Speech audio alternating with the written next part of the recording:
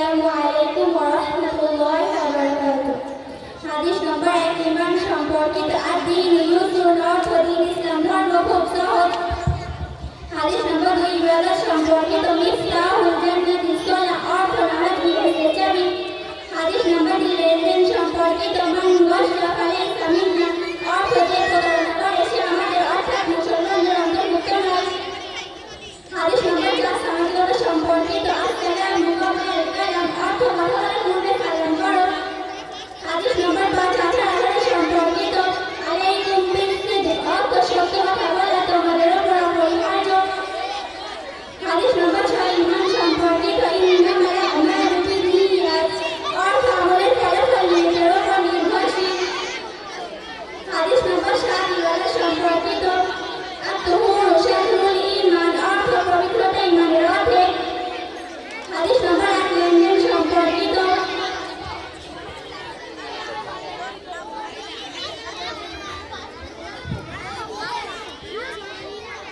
আত-তাহুর শাতরুল ঈমান অর্থ পবিত্রতা ঈমানের অর্ধেক।